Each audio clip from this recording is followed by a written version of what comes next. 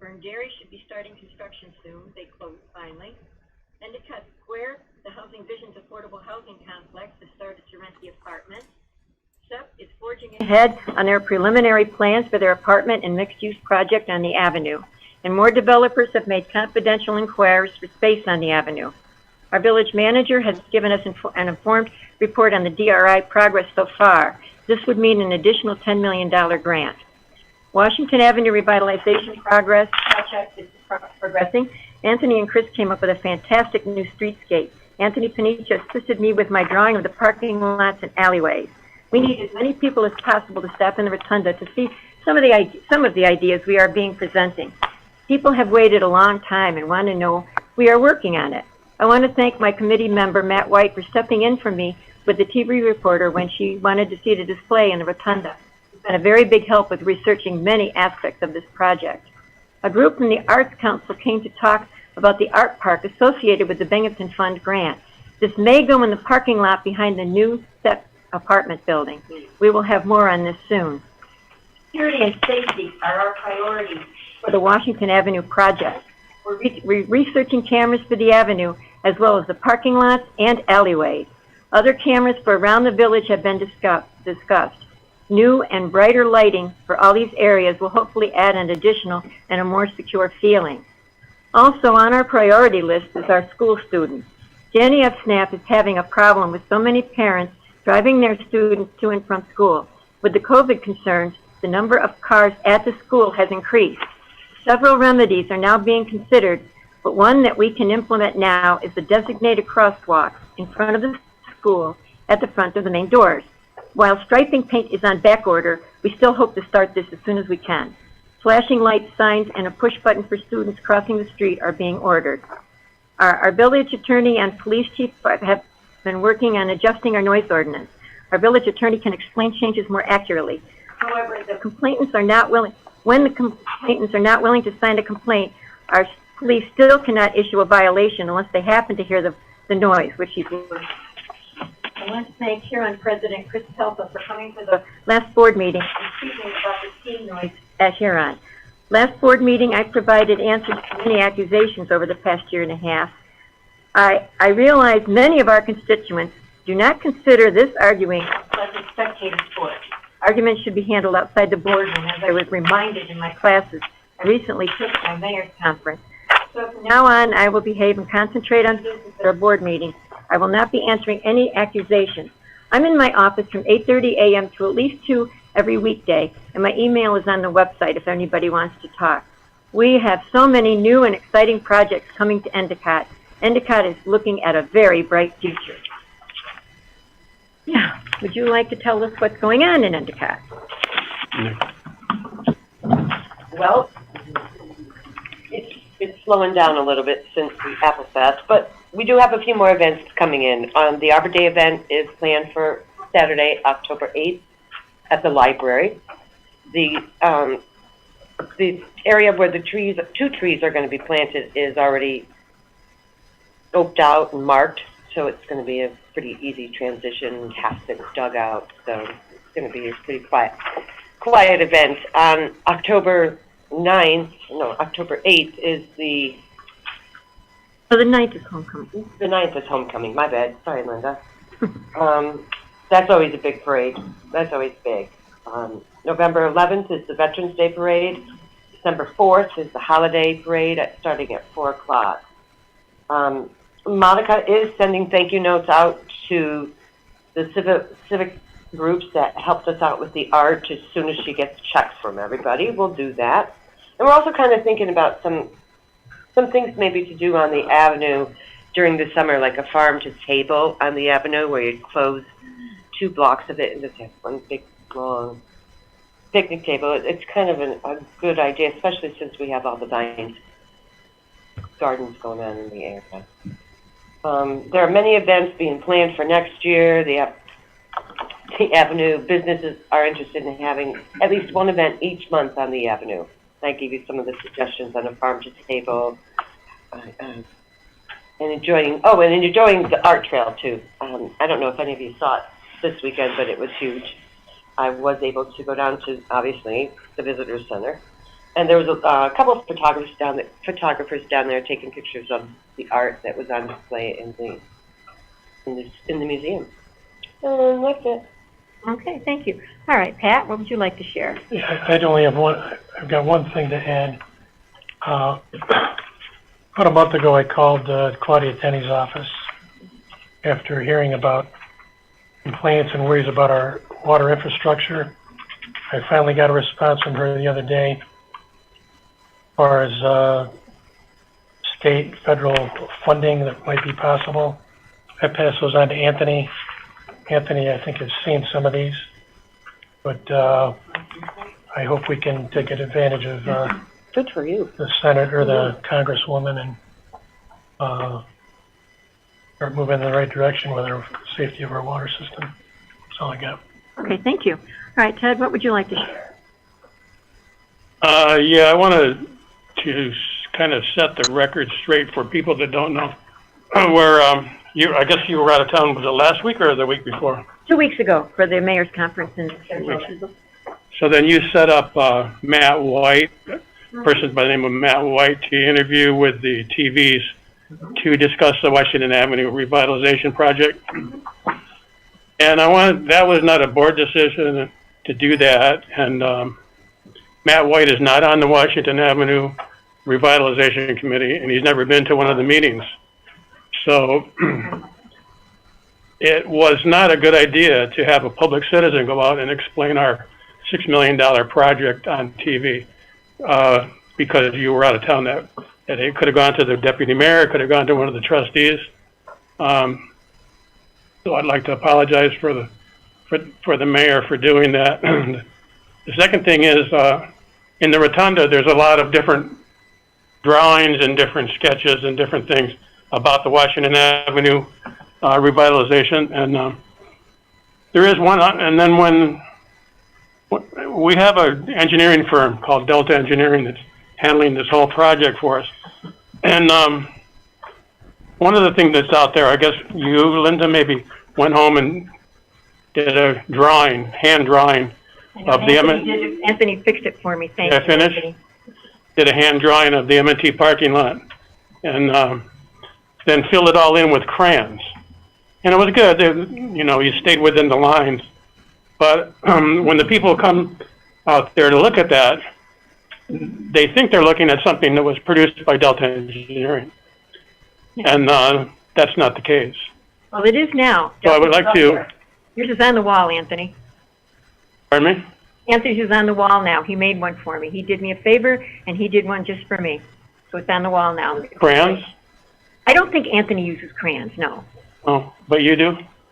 Oh, I do. Oh, okay.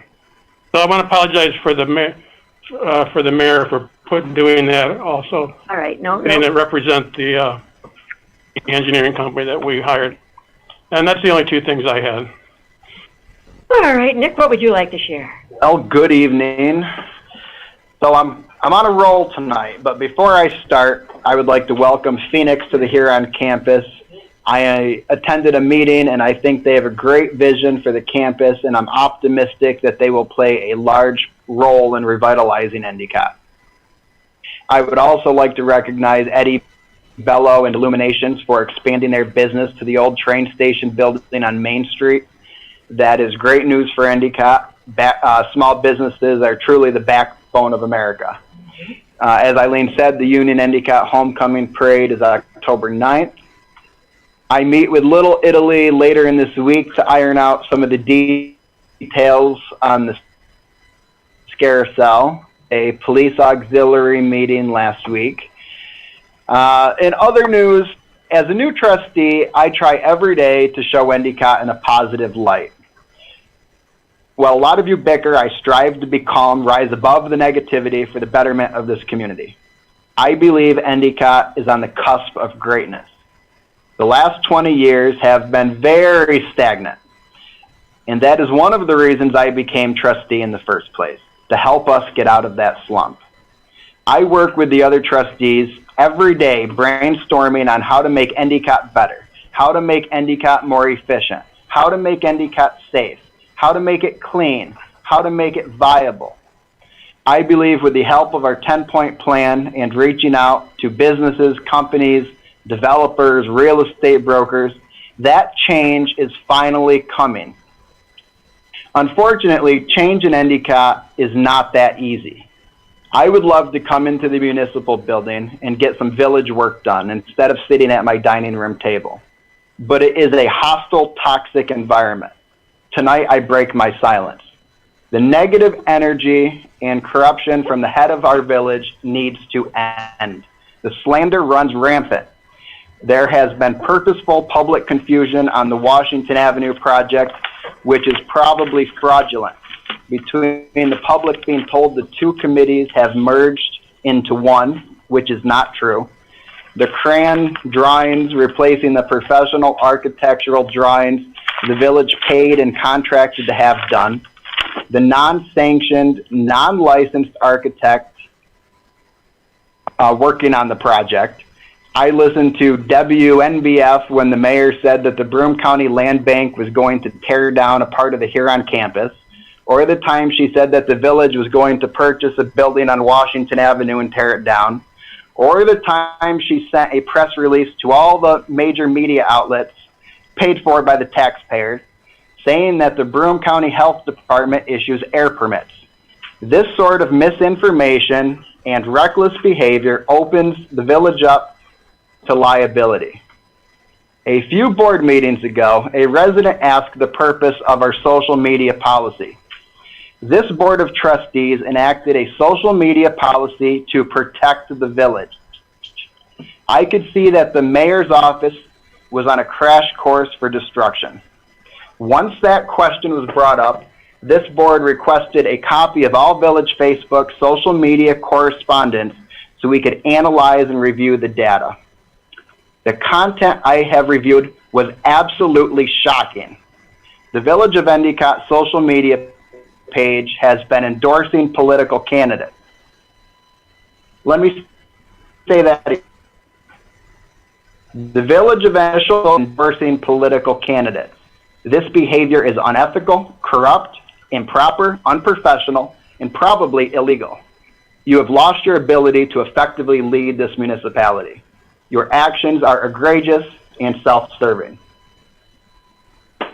I have much to report on, but in light of recent events, I'll yield the rest of my time. Okay, Bob, what would you like to Who tell us? was endorsing political candidates on the village website? Speaking out of turn, Ted, we're not allowed to break out Bob's turn now. You can talk to Nick later in private. Oh, Go ahead. when we're done with comments, I'll ask him my question. Ask him, sitting right there, write him a note. Bob, what would you like to tell us tonight? Okay. Well, so the mayor asked me to address the noise ordinance again. At the last meeting, Nick asked whether our noise ordinance is enforceable, and I answered yes, it is, and it is enforceable. It's legally enforceable. After our meeting, I had a conversation with Chief Gary and our fire marshal and Anthony, and we talked about some of the practical problems that come up with enforcing it. Specifically, our law calls for a certain type of noise meter. We don't have that noise meter. And so the four of us all thought that it would make sense to make some revisions to it, to make it a little bit more flexible and give us more opportunities for enforcement. So if you want me to do that, I can draft a law and present it to you, at one of the upcoming meetings.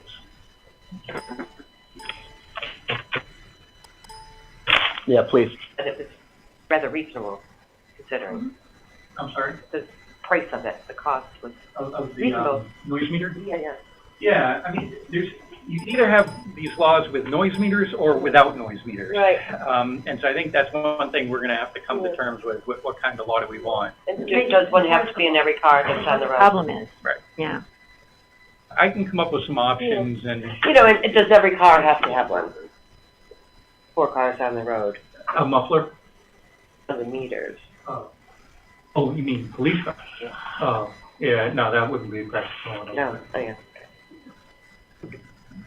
Okay, yeah, so I'll work on that and circle back to the board. Sounds good. Okay, how about you there? Just a couple things Anthony? quick. As was mentioned earlier, the Washington Ave committee, we're still moving forward. We have a revised design. There's a poster board for it out there.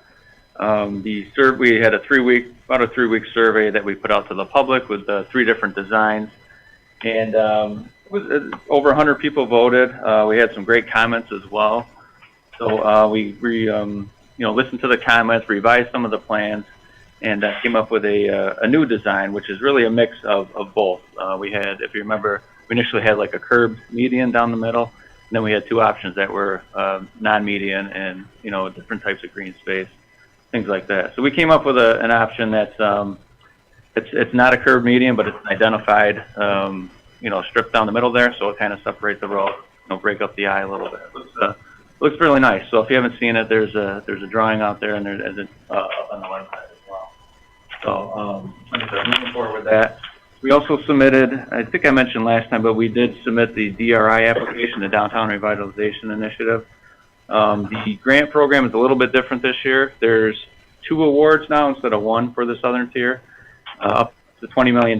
So you can have 2 $10 million winners for our region.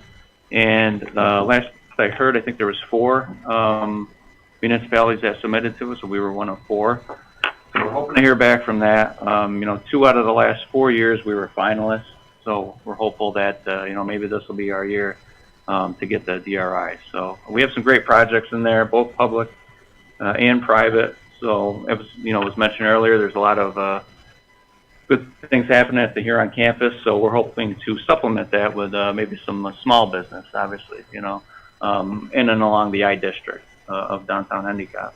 So, and then for the public projects, we're obviously working on the Washington Ave projects now, but this will be continuing to kind of fulfill the goal that we had to re-identify the whole downtown. Mm-hmm.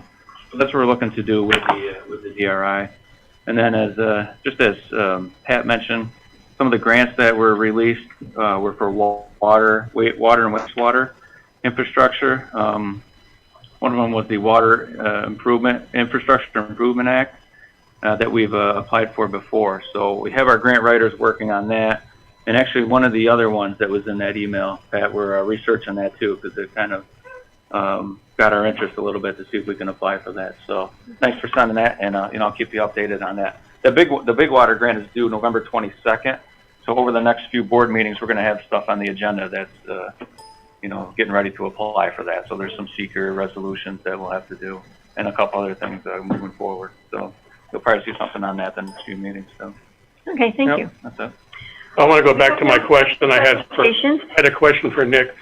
No, you can ask him afterwards. In the meeting rules, you're allowed to ask questions. It doesn't matter. You're out of order. In the meeting rules, you're allowed to ask questions. With our presentation, we've got a lot of people here to take care of this Tura project, and I do believe that they would like me to go through with that. We don't have any presentation. In the meeting rules, you're allowed to ask questions. Let's go on with our resolution. So, what would you like to do? How should we start this? Should we start with the speaker? Are we on number 9 here? Yeah, we're on number 9 because we don't have any special presentations or public hearings. And I would like to take care of our gentleman who bothered coming here tonight. It would be nice to get this passed. They've been waiting a long time. And you're smiling because you get to show your pictures. Right, so it does begin with the seeker review.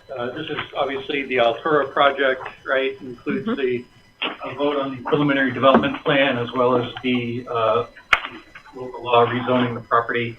I don't know if did you guys have a presentation to make or anything? I just came with words just in case some topic came up where I need to do a presentation, but I didn't plan on doing a formal presentation. Yeah, I mean, you've already presented to the board a couple times. Okay, all right. Okay, so why don't we begin with the seeker review? There are 3 parts to the seeker, parts 1, 2, and 3. Part 1 is filled out by the applicant. You have a copy of that in front of you. You've got a chance to review that, I assume. Yeah. So the board's duty is to fill out parts 2 and 3. So if you want to turn to part 2. Unless there's any questions on part 1. File part 1? formally or anything? Yeah, part one's it's all part Okay. of the full seeker review, and it ends up getting voted on and approved before we're sitting done here. But part two is the chance to review the environmental impacts of the project. So we'll take a look at, this is a 10-page document. We're on page 1 of 10. First question, if you answer no to a question, then you move on to the next. If you answer yes, then you move on to the sub-questions. So the first one is the impact on land. Proposed action may involve construction on or physical alteration of the land surface of the proposed site. All those in favor, you can say no. If there is any discussion, we can go through with it. That will help make this a little bit quicker, so people. Yeah, we will certainly have some discussion. Let's see here. Now, the first one's on impact on the land. Yes, the initial question is, will there be construction on or physical alteration of the land? Yes, there will be physical alteration of the land. Right, That's for sure. Seems pretty clear that it's a yes. Okay. We can do this kind of by consensus, I guess. Yes, If I anyone agree has with you. an objection, speak up. All right, so looking at the sub-questions, A, proposed action may involve construction on land where depth of the water table is less than 3 feet. I would say no on that. Right, on their page 1 of their assessment form, they say it's 4.5 feet. Is that right, Dan? That's based upon the USDA soil survey. When we conducted our own field survey, to test the infiltration rates up there, we dug greater than 10 feet and did not encounter any groundwater. Okay, well, if that's the case, they did not encounter any groundwater till 4.5 feet. I would think that would have no or small impact. Agree. Okay, the second one, the proposed action may involve construction on slopes of 15% or greater. Again, I'm looking at part 1 of their form, and they've identified actually 58% of the site is on 15% or greater. So the question then will be whether you think that results in a small impact or a moderate to large impact, and into your mitigation measures you've taken? Yeah, the first thing I wanted to point out is the majority of the steeper slopes that are 15% or greater are on the perimeter of the property along the edges. The center part is actually where the lesser slopes exist, and that's what's being developed. Yeah, it's pretty flat up there, isn't it? There is one section, I wouldn't call any of it flat, but there's a flatter section. But, you know, you can see by the contour lines where the steeper sections are, and we're not developing those. Maybe you can talk just a bit about the mitigation measures to address that. Sure. We have a stormwater pollution prevention plan that includes erosion and sediment controls. Part of the controls that we're proposing for this project are construction of sediment traps in the areas where the stormwater ponds are going to ultimately be. Those will be vital for controlling sediment and collecting sediment, so there's no run on to other properties. We're also going to have construction access road off of the entrance to the facility, along with silt fencing along the southern limits of the project. So collectively, any cause for sedimentation offsite. This would provide that you cannot have any more post-construction runoff and pre-construction. Another element of this, Catching it more than just sheeting it off the Right. It's what we're doing is we're collecting. We have an obligation to any of the new impervious areas from pavements or buildings. We have to capture that stormwater and route it through one of these stormwater treatment practices. We're encouraged and required by the DEC to infiltrate a large volume of that. We're going to recharge the aquifer that exists locally, so that will ultimately reduce the impact from development down the hill. Well, with that being said, I would say it's a no or small impact.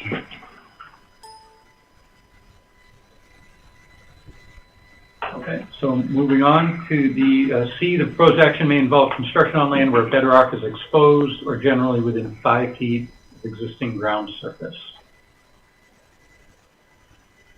our field explorations, again, we did not encounter any type of bedrock until we were around 10 feet in depth. It was somewhat loose at that. Digging deeper, we're closer to 12 feet before we hit solid bedrock.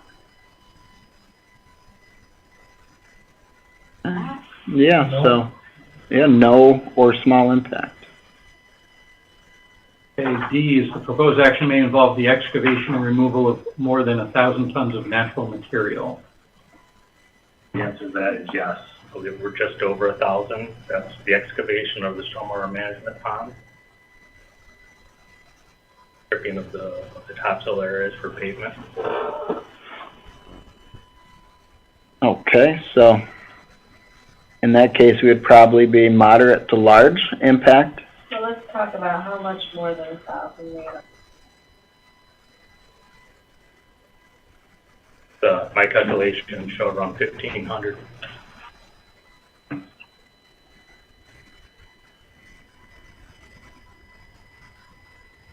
That material can be reused for the landscape areas too. So Yeah, you're going to try to keep as much as you can on site. It doesn't make a lot of sense from a cost standpoint to import material. The material that is on site is a silty loam, which is the full definition of your topsoil. So the areas that are going to be excavated are going to be reused as much as possible. And you have ponds for any water, correct? Yeah, we've You've got. already taken care of that, I'm assuming. We did the same thing on I do. We took the topsoil off, stockpiled it, and used it for a long. I remember that, yeah.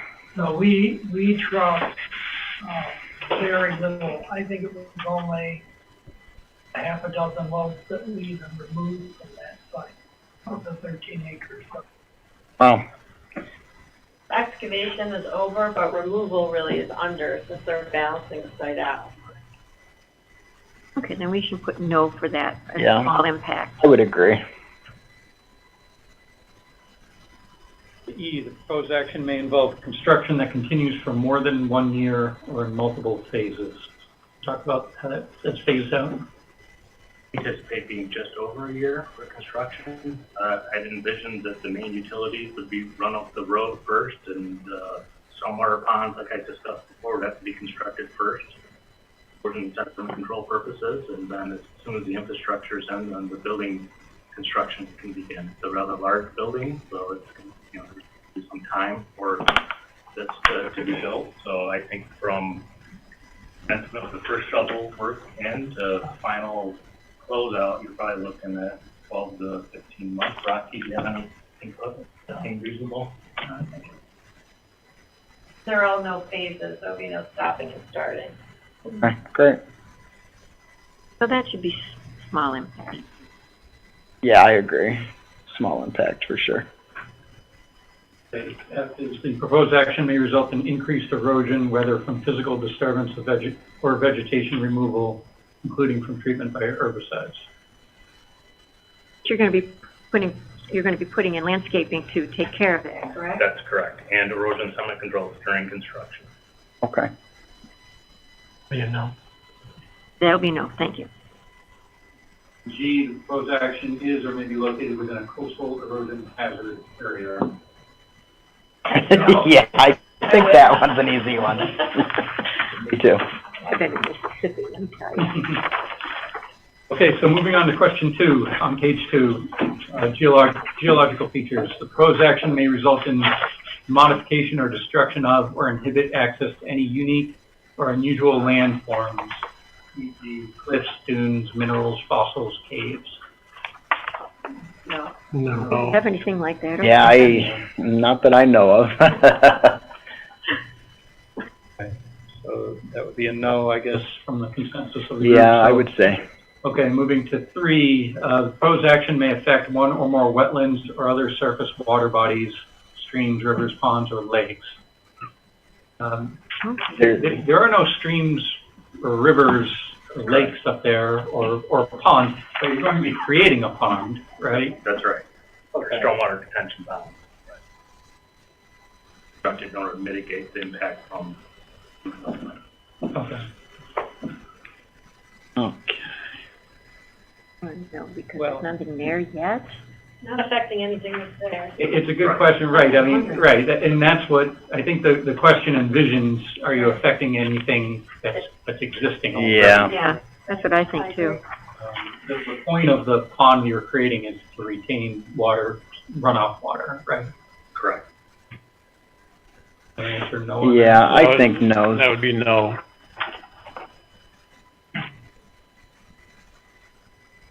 Okay, 4 is groundwater. Proposed action may result in new or additional use of groundwater or may have the potential to introduce contaminants to groundwater or an aquifer. You're using more groundwater to the extent that the units there will be using water, obviously. Right. I think I saw 21,000 gallons, what I saw in there. I'm looking at page, part 1, page 5, not 21, 19,360 gallons per. Correct, that's our estimate. Well, okay, that's waste, but it is 21,000 gallons of water being used. Right. Yeah, it's one and the same for us. Oh, okay.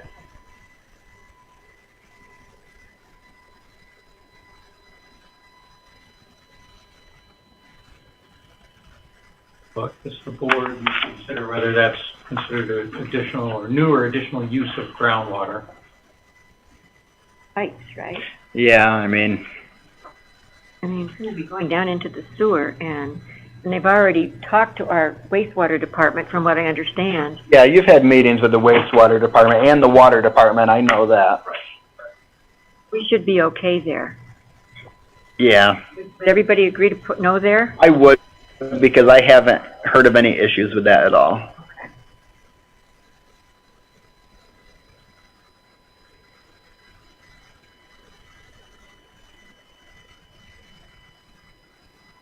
Okay, 5 is impact on flooding. Proposed action may result in development on land subject to flooding. Because of the retention. I'll get both. We're gonna get a arc if it floods. Yeah, we'll all be in trouble, I think. It's not in a floodway or the 100 or 500 year floodplain. Correct. No.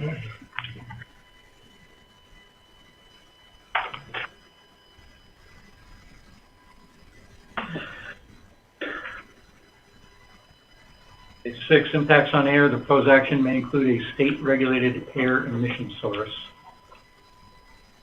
There's, yeah, I don't think it has any impact. You're not getting an air permit for anything. You don't have to. Good. No. The only thing on air, there are some construction vehicles, it's typical of a construction project of that nature. And that'll be temporary, correct? Yeah, temporary. Okay, 7, impacts on plants and animals. The proposed action may result in a loss of flora or fauna. Now, correct me if I'm wrong, but you plan on leaving as many trees as possible on the site, is that correct? Is it kind of already cleared where you're talking about anyway? Like the trees and then the clearing spot where you're going to do it and then trees? Because I just as soon not have any more fox in my backyard, if you don't mind. I think that's some of the beauty of the site, though, is the natural woods and vegetation. So, Well, I think the nice part about it, Nick, is it's 22 acres, and the footprint of that building takes up about an acre. So there, what Yeah. I'd like it to look like is a park up there, a wooded park. Oh. Like the campgrounds at State Park. yeah. That's what I envision up on that hill. Not clear cutting it. Yeah, you're gonna have to clear some for the building, but I think you'd want to area landscaping as well. Beautiful. Just to stay true to the form, though, so what they're asking here is, will it result in a loss of flora or fauna? You will be removing some trees, obviously. Right. So I think if that's a yes, then we would move to the Okay. sub-question. Okay. Okay, so A, the proposed action may cause a reduction in population or loss of individuals of any threatened or endangered species listed on state or federal listed by the state or Fed that use the site or are found on, over, or near the site. No. Yeah, I can't think of any. I can't. Based on the New York State DEC's natural resource website database, there are no threatened or endangered species or plants or animals. Perfect. No. B, the proposed action may result in a reduction or degradation of any habitat used by any rare, threatened, or endangered species. No. Yeah, no. Okay, C, the proposed action may cause a reduction in population or loss of individuals of any species of special concern or conservation need as listed by the state or federal government that use the site or are found on, over, or near the site. Yeah, no. No. D, the proposed action may result in a reduction or degradation of any habitat used by any species of special concern or conservation need. No. No. Okay, E, proposed action may diminish the capacity of a registered national natural landmark to support the biological community it was established to protect. No. F, the proposed action may result in removal of or ground disturbance in any portion of a designated significant natural community. Not a significant natural community. No. Nothing's designated.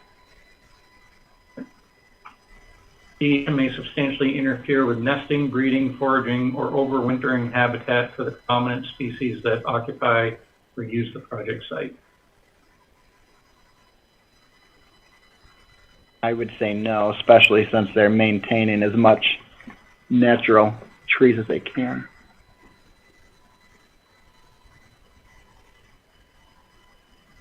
Okay, and the proposed action may require the conversion of more than 10 acres of forest, grassland, or any other regionally or locally important habitat. Yeah. No. I, the proposed action, commercial, industrial, or recreational projects only, involves use of herbicides or pesticides. Do that, are you? No. Okay, good. All right, moving on to 8, looking at agricultural resources, the proposed action may impact agricultural resources. Well, I would say no. I don't think there's any agriculture up there. It's like farm. No, it's 9, aesthetics. The land use of the proposed action are obviously different from or are in sharp contrast to current land use patterns between the proposed project and a scenic or aesthetic resource. as long as we can still keep seeing the trees, I'm fine. I'd say no. I'll say no. It's primarily residential in that area, and you're proposing That's right. a residential use. Scenic or aesthetic resource up there, like a. Just the trees. Just the trees. No, I think, I would think no with that. 10, impact on historic and archaeological resources. The proposed action may occur in or adjacent to a historic or archaeological resource. Just to be careful on this one, I don't think there's any historic resource, but you did identify an archaeological resource there, is that right? Oh. Yeah, the entire site's in an area of archaeological sensitivity is predetermined, so what we typically are required to do for your project split, which is your stormwater pollution prevention plan, is make an application to the Historic Preservation Office up here for an environmental review. We submitted that request into them, and we received a letter of no impact from development. Perfect. For our split. Okay, so again, to stay true to the form here, I think the answer to the question is yes. Oh, okay. It may occur in or adjacent to an archaeological resource. Mm-hmm. It triggers the sub-questions. Not that I'm dying to go through the sub-questions, but Yes, you are. okay. The proposed action may occur wholly or partially within or substantially contiguous to any buildings, archaeological site, or district which is listed on the National or State Register of Historic Places or that has been determined by the Commissioner of SHPO to be eligible for listing on the state register? No.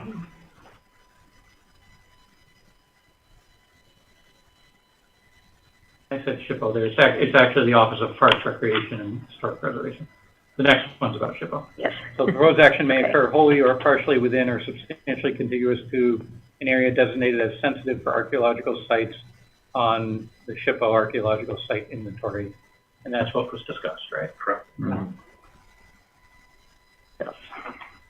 C, the proposed action may occur wholly or partially within or substantially contiguous to an archaeological site not included on the SHPO inventory.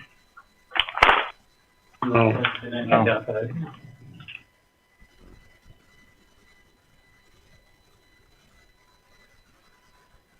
Okay, so D is just other impacts. E talks about if we answered moderate to large for anything. So we can skip those, right? Okay. 11, open space and recreation. The proposed action may result in a loss of recreational opportunities or a reduction of an open space resource as designated in an adopted municipal open space plan. Well, I can't think of any. No, we don't have any. And this is all private property, privately owned. There is four-wheelers riding all over that hill. That's gonna crack their style a little bit. That's true. That one.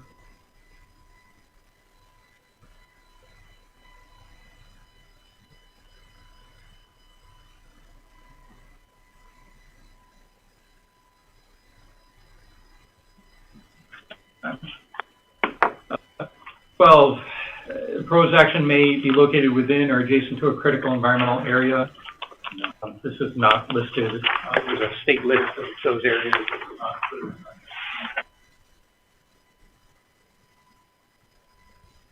13 is transportation. The proposed action may result in a change to existing transportation systems.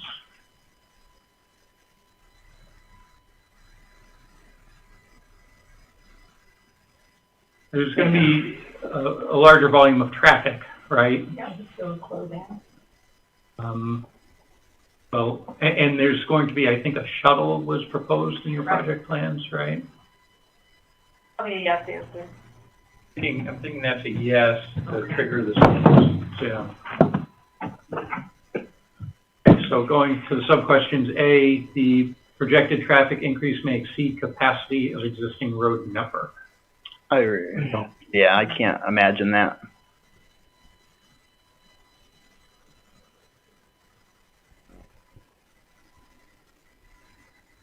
A letter from the town engineer about the roadway and its capacity to handle the project. Okay. B, the proposed action may result in the construction of paved parking area for 500 or more vehicles.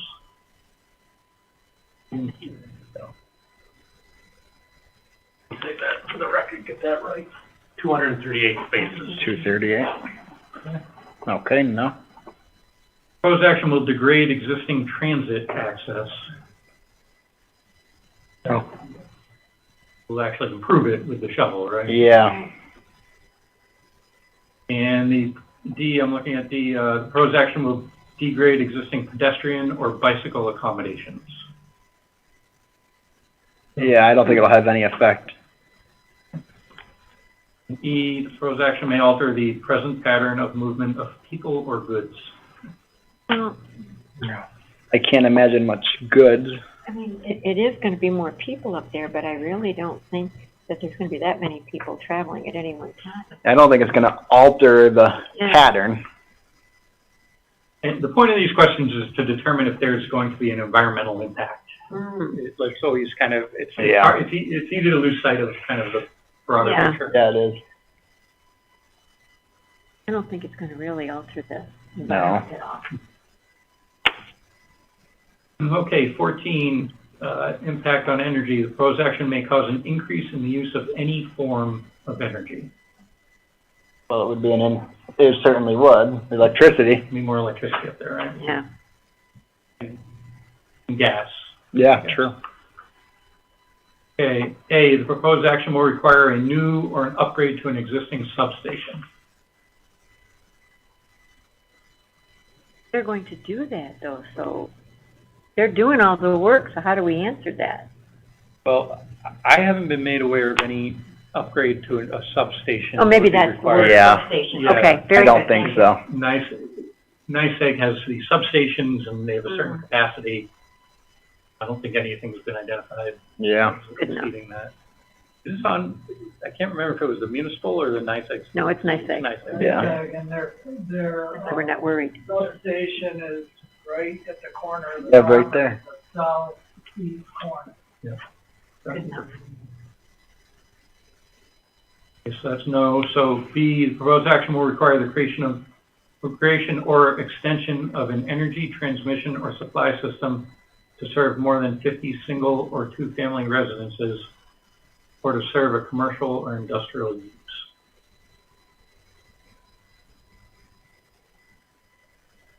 Transmission or supply system. Not energy transmission. It's just lines that would feed the use, but we're not talking about transmission lines. Okay. Yeah, and it's not to serve a commercial or industrial use, so no.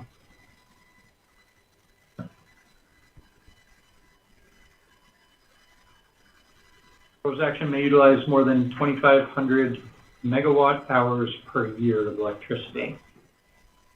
Have that number? Yeah. Yeah, they will. I'm gonna say no.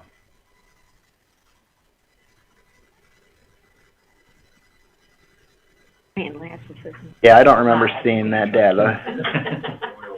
Yeah, okay. And D is the proposed action may involve heating and or cooling of more than 100,000 square feet of building area when completed. It would do that, wouldn't it? Total square footage for all four stories is 160. 160. Can you talk about whether you anticipate any moderate to large environmental impacts as a result of that? I think if we're gonna meet the state's energy code, guidelines and the criteria, so I think that by, the mitigation measures that are necessary, our energy demand. Everything will be energy efficient, Correct. brand new windows with insulation.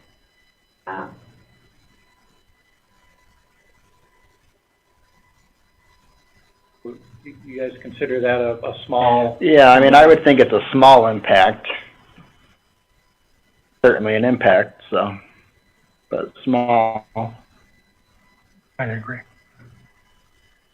Okay, then we can move on to 15, noise, odor, and light. The proposed action may result in an increase in noise, odors, or outdoor lighting.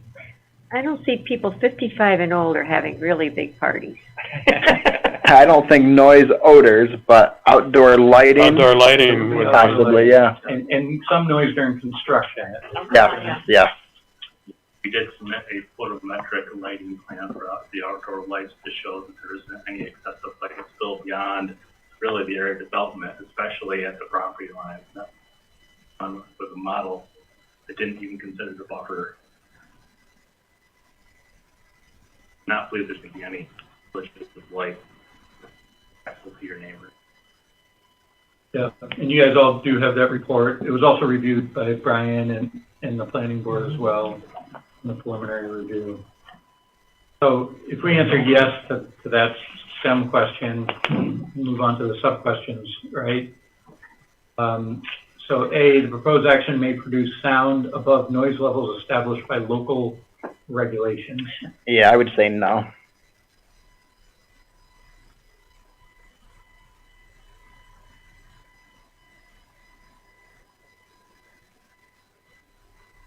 People have to understand the construction is temporary.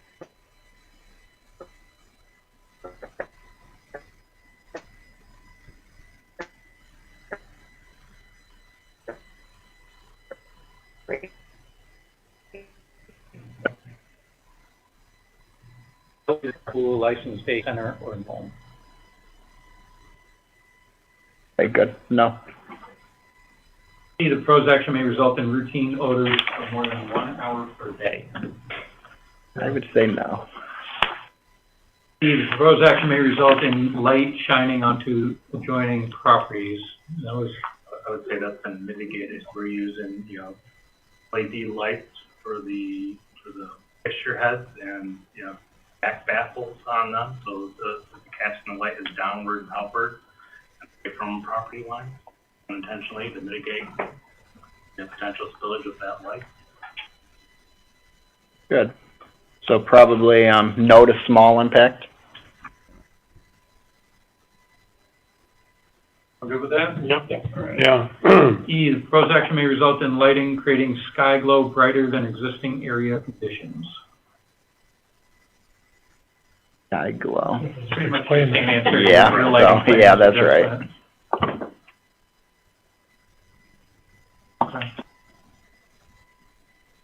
Okay, moving to 16, human health. The proposed action may have an impact on human health from exposure to new or existing sources of contaminant. No, No. there's nothing up there. All right, we're almost there. 17, community plans. The proposed action is not consistent with adopted land use plans. So if you answer no to this, then you move on to the next question. If you answer yes, you move on to the sub-questions. Not consistent. No.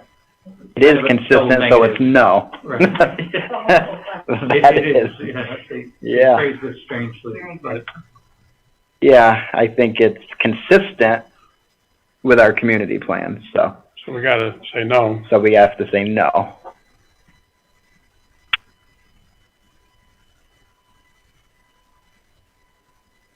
community character. The proposed action is inconsistent with the existing community character. Same thing here. A no would mean you move on. A yes means you answer the sub-questions. No. Yeah, I would agree. No, consistency with community So character. it is consistent with community character Yes, when we say no. yeah, Right. so no. Okay. So that review hasn't resulted in identification of any moderate to large impacts. So let's move to part 3. Draft addendum to it as well. So, which you guys have already seen. So looking at the first page of part 3, everyone have that? Yes. All right, down at the bottom there, this was identified initially by the board as an unlisted action. This was quite a while ago when it first came up. And so we checked the box for unlisted, and then parts 1, 2, and 3, as well as the addendum are included and have been reviewed. Okay. So then we get to page 2 and we look at A, B, and C. A is this project will result in no significant adverse impact on the environment, and therefore an environmental impact statement need not be prepared. Accordingly, this negative declaration is issued. That's the first one. Right one.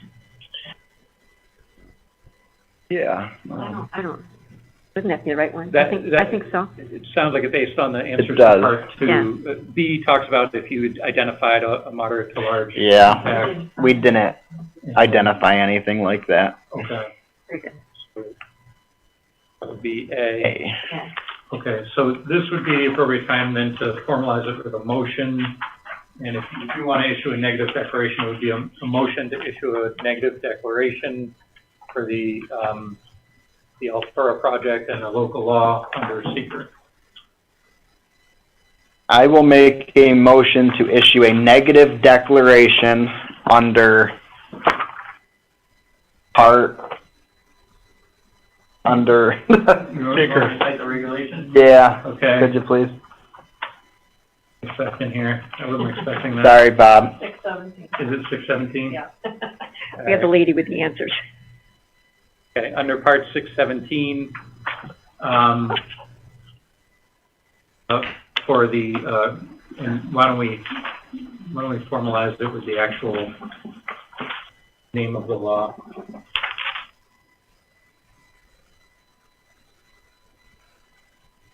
This is for the local law rezoning tax map number 15705-512 from the suburban single-family zoning district to the planned unit development zoning district and approving the preliminary development. That's my motion. Wait. Do you want to? That's what you were gonna say? This is the negative Only the declaration Got it. under seeker right now, related to the local law and the preliminary. With that, Sure. Second that. Do a roll call on that? Yeah, why don't we? Do a Because this is for, first and a second, do a roll call. Trustee Connectney? Trustee Dorner? Yes. Trustee Warner? Yes. Trustee Burlingame? Yes.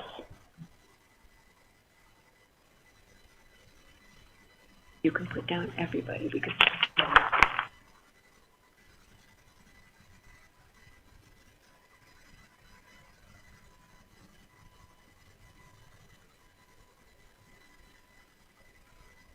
okay, so the next on the agenda is B. We just did 9A.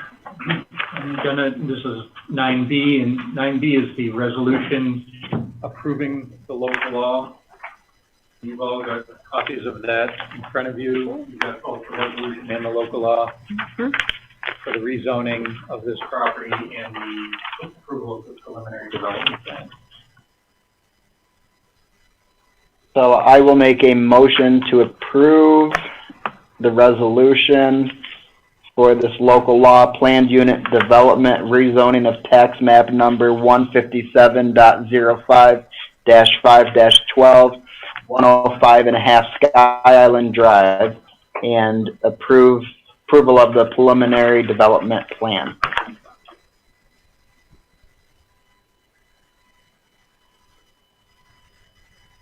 Second, do a roll call. Trustee Connectney? yes. Trustee Dorner? Yes.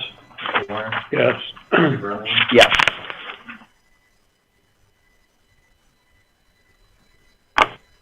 As conditions on, there were two conditions on that local law related to the upgrade of the water system. Which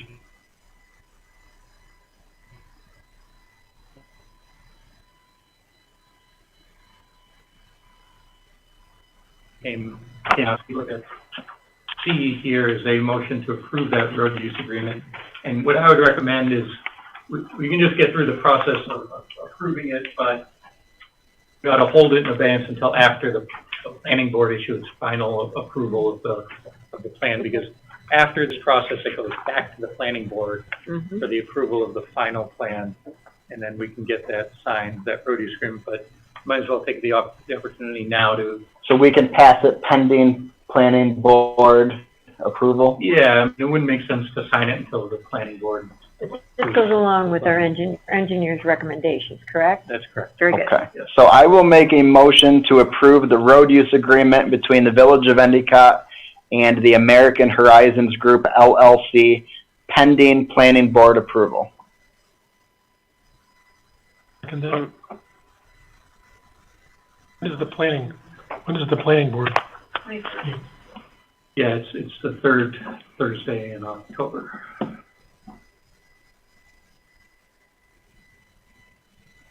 Second.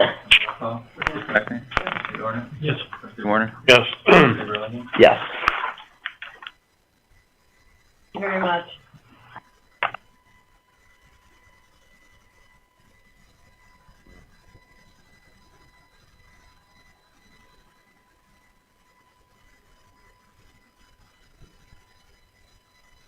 It's been a long road. It has. Good luck. But you did everything we asked, Rocky, and we appreciate it. It's a great step for Yes, I Endicott. appreciate that very much. Is there a bulldozer up there?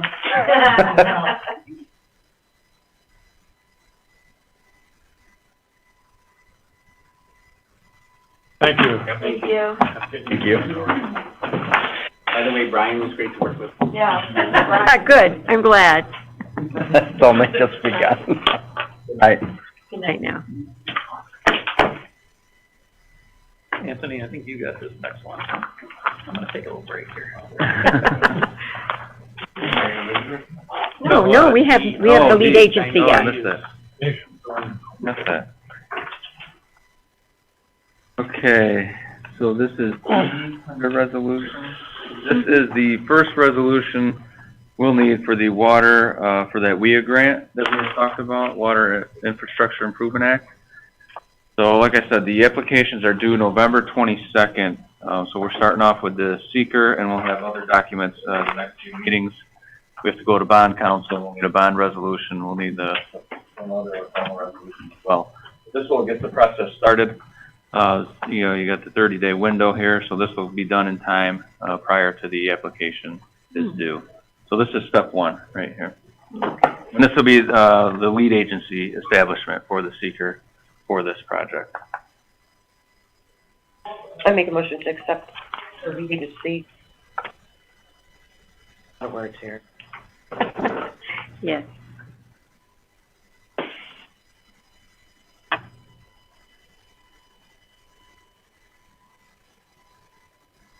The agency for the emerging care system, lead agency seeker determination. I guess I'll second that. Okay. Whatever that was. Like, okay, Motion second, the roll call. yeah. Trustee Dorner? Yes. Trustee Warner? Yes. Burlingame? Yes. Alrighty then. Now we come to our hearing of visitors. We do have visitors tonight. Is there something you would like to address the board on? Yes. Oh, please come forward. What do I do? Stand here? Yeah, just stand there and you can state your name and address if you don't mind. So I'm Jessie Daglio, and I live at 123 North Arthur Ave in Endicott, New York. So I came here tonight. First, thank you all for everything that you are doing to help revitalize Endicott. Definitely needs it. So, Thank you. but I'd also would like to propose or see what route I'm supposed to go in. I've lived here pretty much my whole life, and we've never been allowed during the winter to park in the road. And it becomes an issue now, like, because we have smaller driveways, we have more vehicles. I know my neighbor has 2 vehicles, and they have like one little driveway for them to fit into. What I've been told was that IBM was the reason that they weren't allowing the parking on the streets, was how it all started, because there's so many people working for IBM, and then they started the rule of, they had it where it was only 2-hour parking in my neighborhood, and then they also put into effect that you couldn't park on the streets, like, what is it, from now it's December to April. So we are fortunate enough to have 3 cars, but they all don't fit into our driveway, and his one is a work vehicle, and he has to plug his car in, so it needs to be near the house and stuff too. So yeah, so yeah, it's not electric. So, so I don't know what I'm supposed to do, but I just came here tonight to ask if we could possibly get that removed, and maybe it's like when it snows on the 1 to 3 inch, you know, if it's 3 inches or higher, we could, then you're off the street. But other than that, like, be able to park on the road from the 1 to 6 a.m. time. So. And also, I'd like to state I'm running a parking ticket every time I've gotten one. It was never snowing. It was raining. And there's a sign saying if it's to project to snow 3 inches or more, you have to have your vehicle off the street, which we do our best about. But every time I've gotten a parking ticket, which I know it's not a lot of money, it's just a state, it's a fact, you know. It's been raining. Literally, my ticket was saturated and stuck to the windshield. Like if it's snowing, obviously, you know, like I rip it off and I just take it and it's all in pieces. So, I mean, and I'm not the only person. There's 4 or 5 people on our street that have the same problem. I mean, like, I don't think alternate is the way to go, Ours is but 123 North Arthur Ave in Endicott. It's right off of Watson there. Leon Potato from their home. Some municipalities do like alternate street parking, don't they? Sure. Like even odd days. Yes, we are redoing our From 1 to 6, it's no parking. So we can still, yeah, so we can check into that. And our streets are huge. So, like, for a plow to come down it, I feel like if we could park just like on Witherell Street. I know the guy did some kind of purchase petition by us, and you can now park there other than the 3 inches or more of snow, just on this one little section of Witherell, but on a certain side of the street. So if it's even, I don't know, I know he wants it, but we could figure out the plenty. But like, if you can at least be on the road, like I feel our roads are pretty big in Endicott. I feel like, as I think of like Binghamton, and their roads are really narrow, where they're allowed to park on the street. We also have a rental property around the corner from us where we only have the garage and we don't have another additional parking spot. So and it's a 2-family, approved home. So if I've got 2 tenants, I could possibly have 4 cars there. So we've made do and make it work where they're usually parking in the yard or something like that. But in the winter, so it's just. You could leave your email address. We'll see if we can look into it and get back to you. Is that okay? Yeah. I think there's a paper and pen in front of you if you don't mind. There's a pen. No paper, I'll give you some. Is this? Yes, please. I would like that. Yes.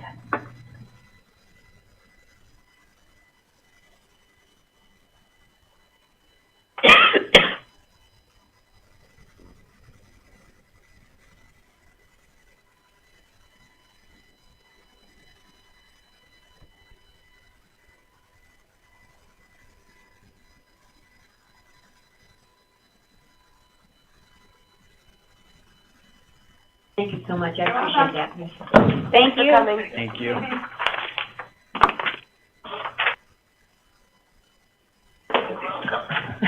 Sorry. No, that's okay. I've got it now. Good night. Good night now. Thanks. All righty. How about our approval of minutes? What we got online here? Oh, I'm so sorry. I forgot about Zoom. Yeah. You go right ahead. I'm sorry. So we'll continue with the hearing of visitors. We'll go on to Zoom right now. So I have 607 290. Remind everyone we have the. Hi there, can you hear me? Yep.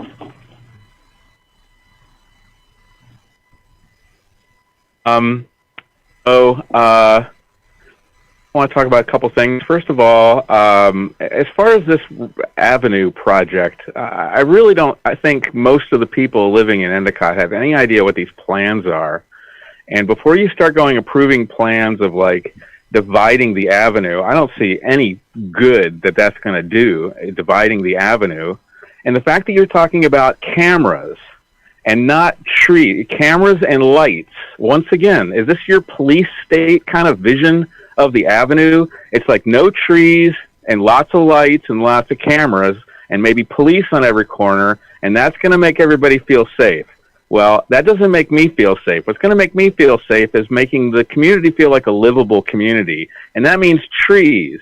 There's 80 little cement pads on the avenue where there once used to be a tree, and those trees have been gone for around, 4 or 5 years now. And I don't hear any discussion of replacing the trees on the avenue. And when I brought this up at the last meeting, I couldn't believe what I heard. The response was discussion of, the police were worried about the trees because they couldn't surveil things. That's mind-blowing to me that you're thinking about police rather than, things that are going to beautify the community and make people feel good about living here. And you know what? If you do that, the crime is not. Show me one statistic that says cameras and lights cut down on crime. I want to see some study that proves that, because I don't think it's true. So, and it makes everybody feel like they're being surveilled. And, we've already got enough of that going on. Huron campus, new owner, Phoenix Investors. Before we go welcoming these people, we should try to figure out who these people are. So, first of all, it's got it looks like funny business when you begin looking at the business structure, because it's a couple of trusts, and it's a combination of trusts and LLCs.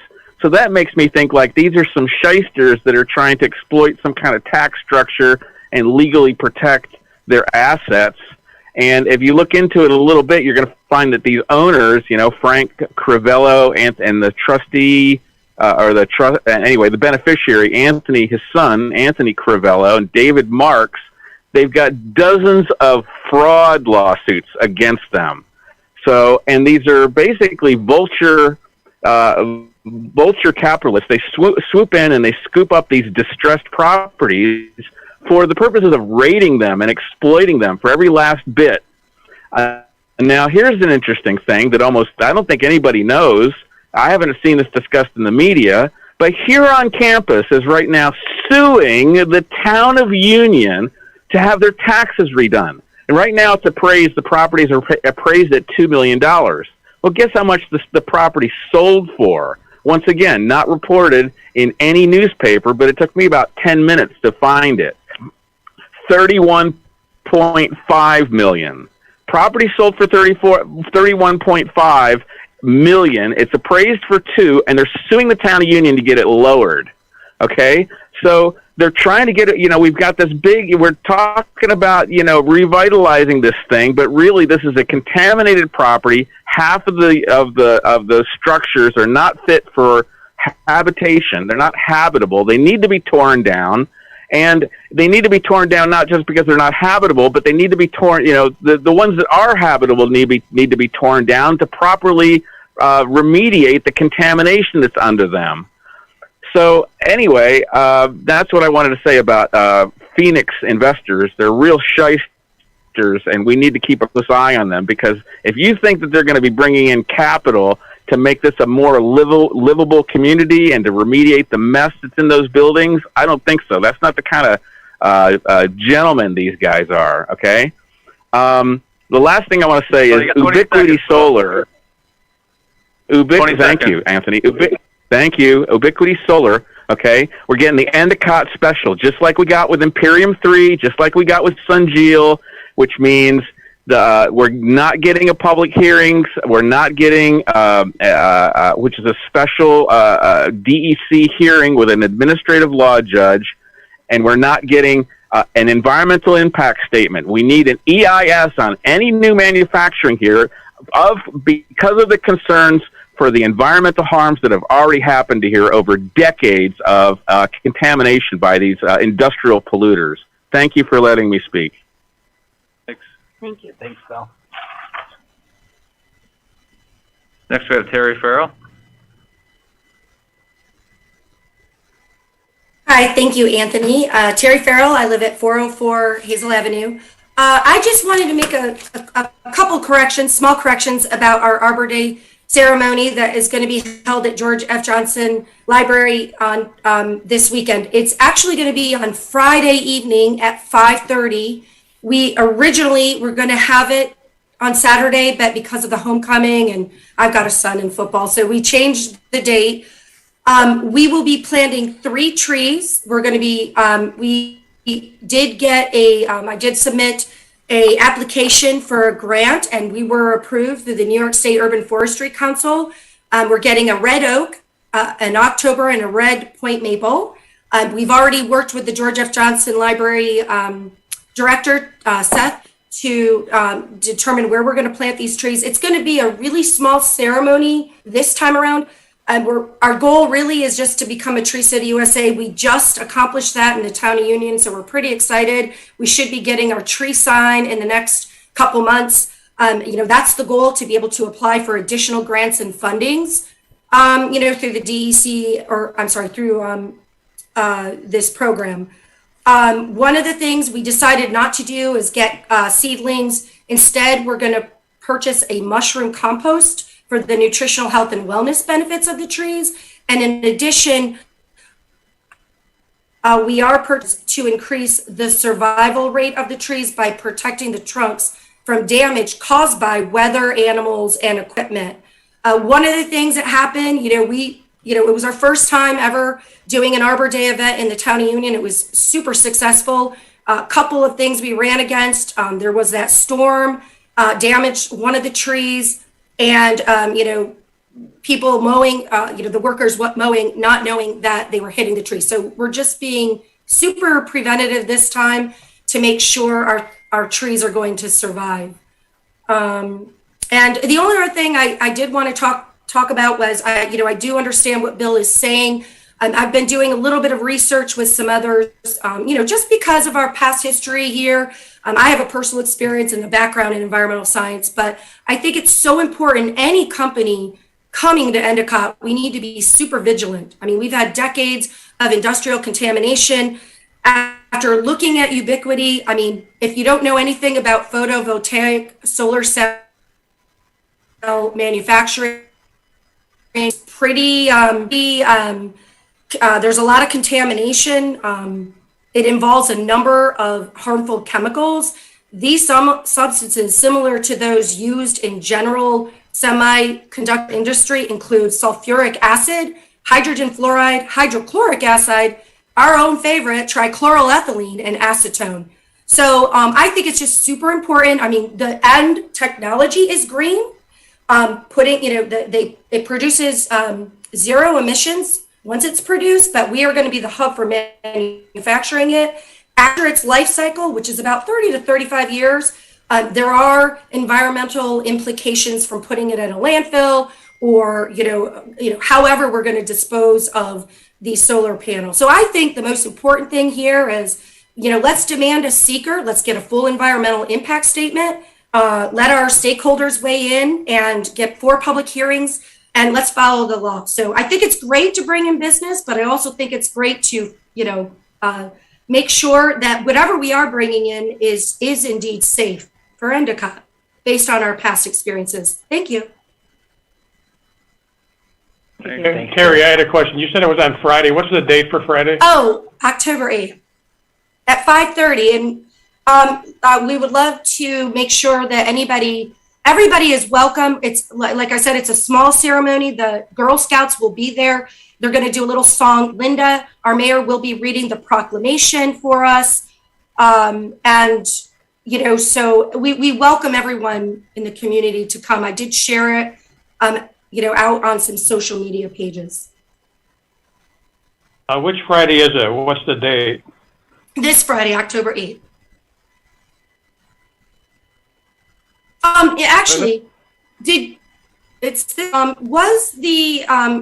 Anthony, maybe you can help me with this.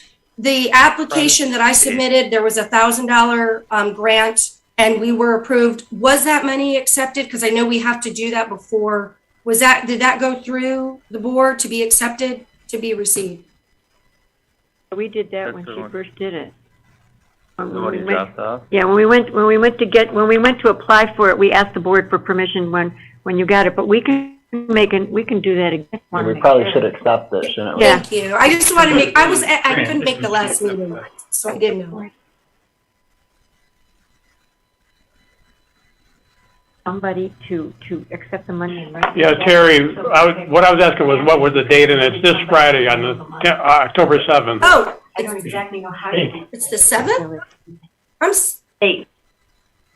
October 8th. I'm sorry, October 8th. Yeah. Yes, it's Friday the 8th. I can email a flyer that we have created, to the board so that they have that. And it also has a barcode that you can go on to learn all about Tree City USA and all about what we're trying to do, to. Did we deposit the money in our account? We will. We will. We should accept it then, right? We're going to need a vote Yeah. to accept it if we're going to Yeah. accept the money. Yeah. If Cliff is asking, I didn't know. we're going to deposit it in our account, I think we should formalize it by accepting it, right? Yeah, absolutely. Rather than just, you can't not. Right. I mean, if it's coming to us, this is the way we can Yeah, we're going to need a vote spend it. for that. Yeah. He hasn't even deposited the check yet. Yeah. That's good. You got money. We got it. Probably We good. got it. We just didn't know. I know it's your money. All right. Thank you. Thanks, Terry. We have Carol Layton. Thank you, Anthony. Can you hear me?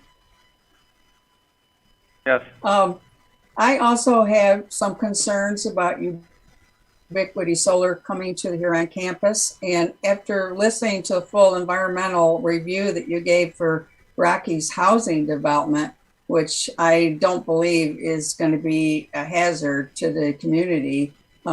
With the different chemicals that are used to make these solar panels, it could be a hazard to our community where we're already polluted. And I'm hoping that you're going to also give them the same kind of environmental review that you gave Rocky's housing development. Full secret type 1 review and environmental impact statement. Just to be careful that we don't have another Sungeal problem here. I mean, we were very careful with Sungeal, and I'm just a little concerned about this company. I mean, the end product is clean energy, but to achieve that end product, it could be hazardous with the type of chemicals that they use and the processes that they need to produce this product. So I'm just a little concerned about that. Thank you. Okay, thank you, Carol. Thank you.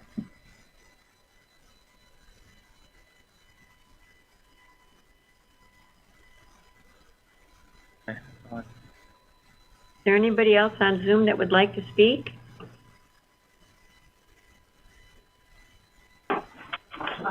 All right, then we will close this first hearing of visitors. Now, before we go on to the approval of minutes, would you like to vote to accept the grant for the tree committee? Yeah. I'll make a motion to accept the grant for the tree committee.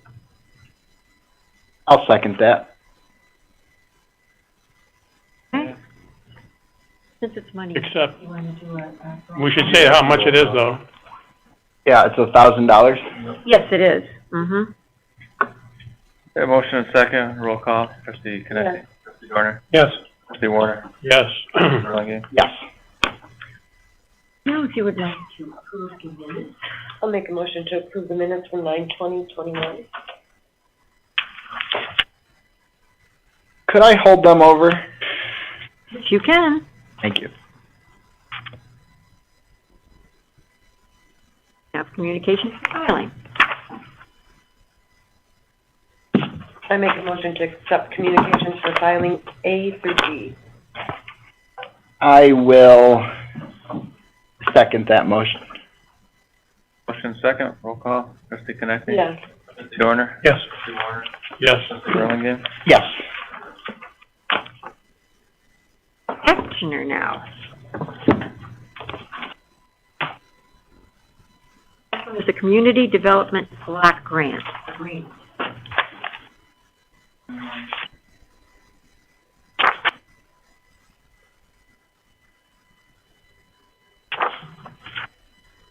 Oh, You need my copy?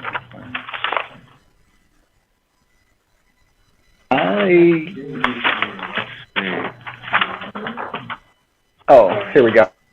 Here we go. I got it. I got 13B and 13C. Yeah, this is yeah. Yeah, I'll look for it. Yeah.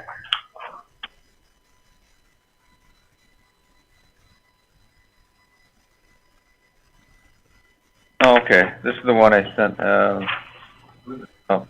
an email as well. This is the grant we were awarded, the CDBG CV grant. So this is money that was authorized from the state for coronavirus type projects. So limited scope, what you can apply for. It just wasn't open for anything. So we applied for the HVAC and generator upgrades to the police fire departments, and we were awarded that. It was a $500,000 project, and we were awarded $485,000. So a bulk of the project was awarded as part of this. Like I said, it's a limited scope, so we were limited in what we could apply for. But looking at the guidelines, we thought this would be a great project. It's been on our capital plan for years. We're able to complete this without using a large portion of village funds. That's excellent. Yep. So it's all online as far as you have to authorize the grant, sign the grant agreements, all that type of stuff. So that's what this first phase here is, to authorize the mayor to sign the grant agreement and proceed with the grant. So I will make a motion to allow the mayor to sign the grant application for the Community Development Block Grant, CDBG program, grant agreement. I'll second that. Motion second, we'll do a roll call. Trustee Connectney? Yes. Trustee Dorner? Yes. Trustee Warner? Yes. Trustee Burlingame? Yes. And now we come to the Veterans Day Parade. I make a motion to accept the Veterans Day Parade. I'll second that. Okay, the roll call. Trustee Connectney? Yes. Trustee Dorner? Yes. Trustee Warner? Yes. Trustee Burlingame? Yes. Now we have our Humana Group Medicare Advantage plan renewal. This is for our insurance. So this is our over 65 retirees, over age 65 retirees. If you remember earlier this year, we switched from the Excellus plan to the Humana plan and saved about $180,000 per year. And this is the renewal for next year. So we were paying $212 per member per month. There's a slight increase to $223.08, and we were paying $345 per member under the old one. So Good job. good rate for next year.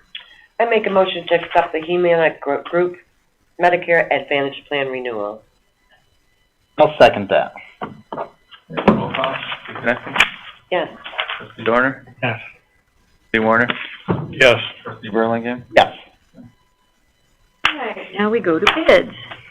A request by Village of Endicott Water and Wastewater Chief Operators to receive bids for the chemicals that serve the needs of the Village of Endicott's water, wastewater, and Parks Department for the year 2021 and 2022. I make a motion for the village wastewater and water to receive bids for chemicals for the next year. I'll second that. Okay, motion and second. Roll call. Trustee Connectney? Yes. Trustee Dorner? Yes. Trustee Warner? Yes. Trustee Burlingame? Yes. Now we have a request by the Village of Endicott Water Chief Operator Kevin Pirro to award the low bid to Dyco Electric Incorporated for the backup generator. The following bids were received for the backup generator for Pine Street. I won't read them all because you all have them, but the low bid is for $46,500. I will make a motion to accept the low bid from Dyco Electric for the backup generator in the amount of $46,500. Well said.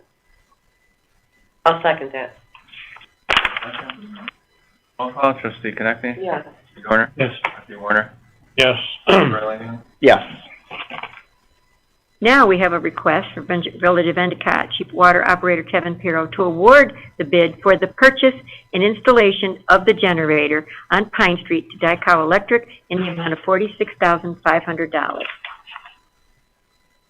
I will make a motion to award the bid for the purchase and installation of the generator at Pine Street to Dyco Electric in the amount of $46,500. I'll second that. Roll call. Trustee Connectney? Yes. Trustee Dorner? Yes. Trustee Warner? Yes. Trustee Burlingame? Yes. All right, now we have a request by the Village of Endicott Wastewater Chief Operator Phil Grayson to accept a proposal for the wastewater rate study. 23,000 fully funded through our existing budget. Okay. Yeah, we've done water rate studies in the past, but we've never done a wastewater one. I don't want to say never, but we haven't done one in a long time. The last 10 years that I And know. it's budgeted, so. Yep, it's in the budget. So. Okay. I will make a motion to accept Philip Grayson's proposal for the wastewater rate study. I'll second that. Just to tweak that a little bit, so, it's the proposal by Revitalization. Revitalization. Right, it's Okay, presented by Phil, but the proposal was actually by Revitalization. Oh, yeah. Okay, so I will make the motion to accept the proposal from Revitalization for the wastewater rate study for the amount of $23,000. I'll second that. Roll call. Trustee Connectney? Yes. Trustee Dorner? Yes. Trustee Warner? Yes. Trustee Burlingame? Yes. I feel like paying the bills. Can I pay the bills tonight? I think, yes, you can pay the bills. You've been good lately. I have Pay the been. bills. I know, thank you. I make a motion to pay the bills. I'll second that. Roll call. Trustee Connect. Got a good team going here. That's Yes. good. Trustee Dorner. Yes. Trustee Warner. Yes. Trustee Burlingame. Yes. Oh, very good. We have no unfinished business. Unless somebody noticed something that we've missed. No new business. Now we come to our second hearing of visitors. Okay. Hearing of visitors, we'll jump right to Zoom. Yes. If anyone wants to speak, you can raise hand, or if you're joining by phone, if you raise hand as well. So, anyone would like to speak? Okay, so we'll start off with Christine Ellison. Hi, guys. I just wanted to compliment all the activities this summer. I didn't get a chance to talk about it before, but I just want to commend everyone that put together all that music and all that entertainment. There was something to do every week, and I really, really, really like that. And basically, that's all I had to say. So I really enjoy seeing everybody get together, and keep up the good work. Thank you. Thank you. Now we have George Fiedler. Hi, thank you. I just wanted to make a statement about the businesses that are coming to here on campus. I feel very encouraged that we are much more intelligent and careful now, and we have learned what questions to ask. In reference to the lithium-ion battery plant, it would be great to know when there's going to be some public hearings, because I know there's at least 2 more that should happen. And I am encouraged that this business is going to be fine for Endicott. We just have to ask questions in reference to the infrastructure underground and above ground, where are certain things going to be stored, and what are their protections for employees and for the village to decrease any contamination and to see the plans and the drawings. The same thing for the Ubiquity Solar. I'm encouraged for them too, but manufacturing is a very generalized word.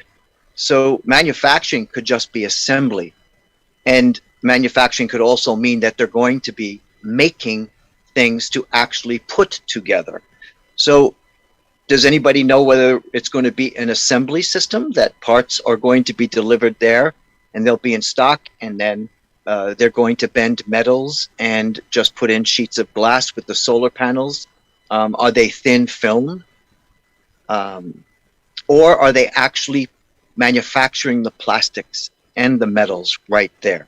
So these are questions that we can ask to allay all of our fears, and also find out when they're going to be holding public hearings. We can ask those questions, and somebody needs to let us know what's happening in that area. On the 6th, I've been invited to go to one of the meetings. So I'm going to be asking questions in reference to its safety. What are they going to be making, or are they going to be assembling, if you understand the difference between the two? Thank you for allowing me to speak. Thank you, George. Thank you, George. We have Carol Layton next. Thank you, Anthony. I forgot to ask when I was speaking before, but if they're going to have public meetings with this new company, Ubiquity, so that the public can be informed as to what type of manufacturing is going to go in there. That would be very helpful, and it might relieve a lot of anxiety that the community may have with this type of company. I think it would be very helpful if they do have public meetings, and maybe more informative than Sungeo was. That would be wonderful. And also Imperium 3, are they going to be having any public meetings? Because we don't exactly know that much about them either. So it'd be very helpful to have several public meetings before they start their operation. I'd appreciate that. I'm sure everybody else in the community would too. Thank you. Thanks, Carol. And next we have 607-296-0671.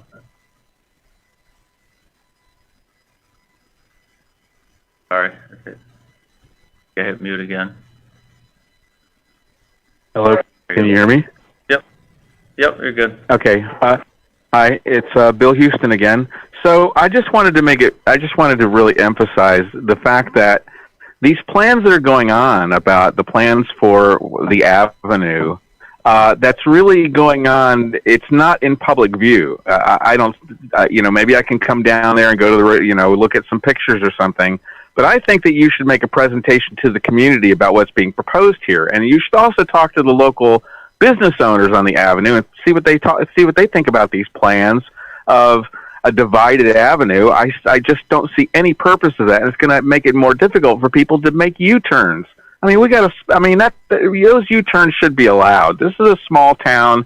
99% of the time, it doesn't cause a problem. That's the only reason I can think of for a divided center, and it's not even that wide of a street. So, and this whole idea of you're talking about cameras and not trees.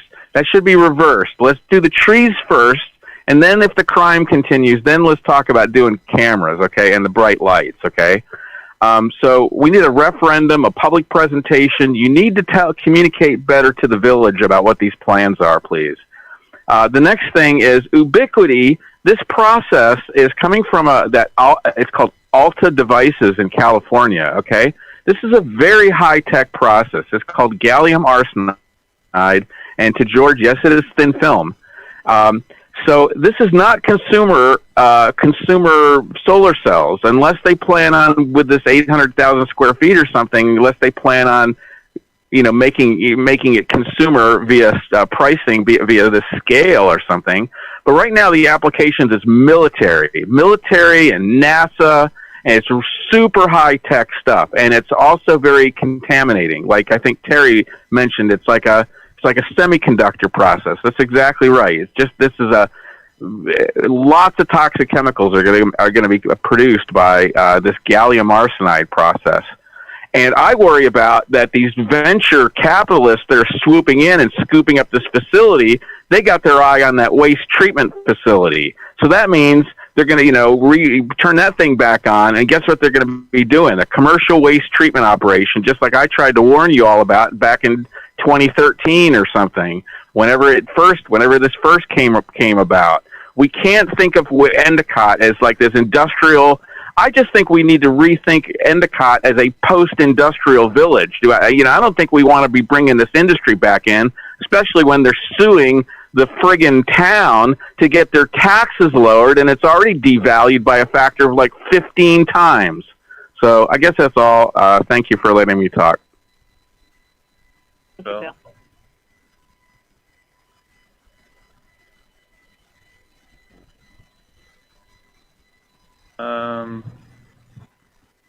Is there anyone else who'd like to speak?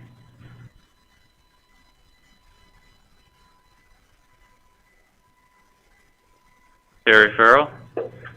Hi, thank you, Anthony. Again, Terry Farrell. I just wanted to address Carol Layton's question because I think it's a really, really great question. I did have an opportunity to reach out to David Whipple. He is the manager for industrial development and clean technology. He replaced Deborah Grover for Empire State Development. She was the one that was in charge of the SunGeo,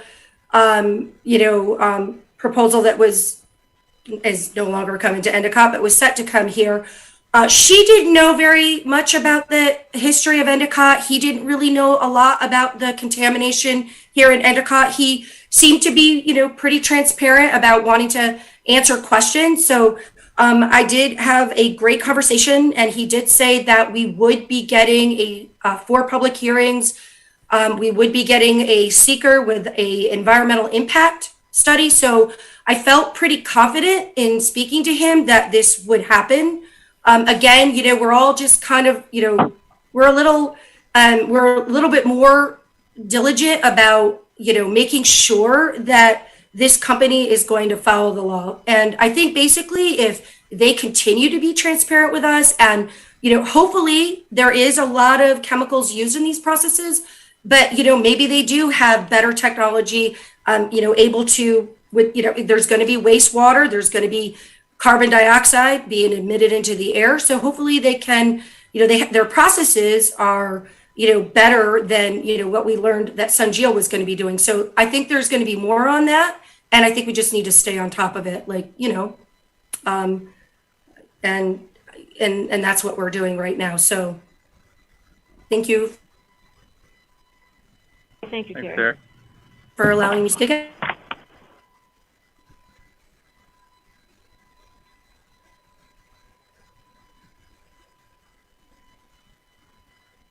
don't see anyone else. All right. Since we don't see anybody else, we'll close this hearing of visitors for the evening. Okay, final comments. No? How about you, Pat? Just got one, and it's addressed to Bob. I'm hearing more and more concerns from some of the taxpayers and some of the people on Zoom tonight about these hearings. Where do we stand as far as mandating those or requesting those, and where would the cooperation come from these companies to do that? Where could we make sure we're informed properly, as well as the concerned taxpayers? How will that come about, or will they have to have hearings, or could they say no, or DEC mandates them? How does that all work out? Yeah, so it depends what we're talking about. If there's a local approval process involved, then most of those do require a public hearing be conducted by the local board who's approving it, either the village board or more often the planning board or the zoning board. So if somebody needs a variance, then they need to go to the zoning board, and the zoning board holds a public hearing. Somebody needs a special use permit or an aquifer permit, they need to go to the planning board holds a special public hearing. That's on the local level. The planning board also conducts site plan review, depending on the type of project. That's typically not done by public hearing. It's done in an open meeting. And there are some requirements on the state level to have public hearings that, depending on state law, that's governed by DEC, such as air permits or other water permits that sometimes do and sometimes don't trigger public hearings, but those are on state law. So I'll need to look at what state permits are required for these projects, what local permits are required. I haven't had a chance to talk to Brian about it yet, but we'll go over that and make sure that at least on the local level, everything is being done in terms of the public hearing requirements. And we'll monitor the state level as well, make sure they're following state laws. Sounds like these two companies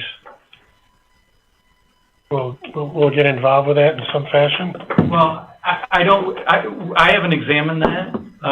It would depend on whether, so if this is an allowed use in an industrial district, often it doesn't trigger a special use permit requirement or a variance requirement.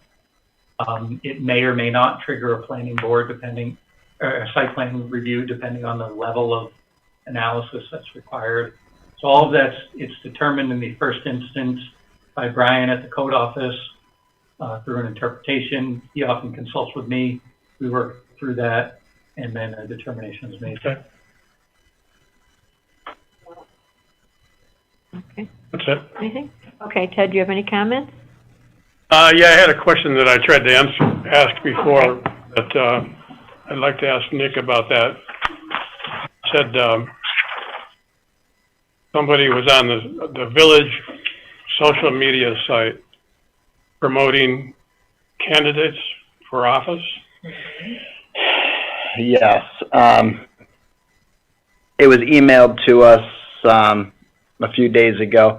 I believe it's on page 11. The Village of Endicott said via instant messenger on Facebook, I agree, we need this message to get out so he does not get reelected in November. He meaning you, Ted Warner.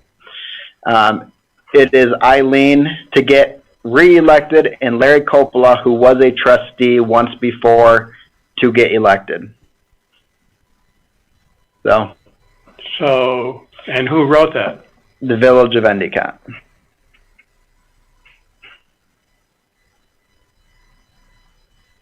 I'm not the village. This was a social media policy. I've been taken off for a long time. This was in May. And I have never, actually, I don't even know if Larry was even doing it back then. This was a long time.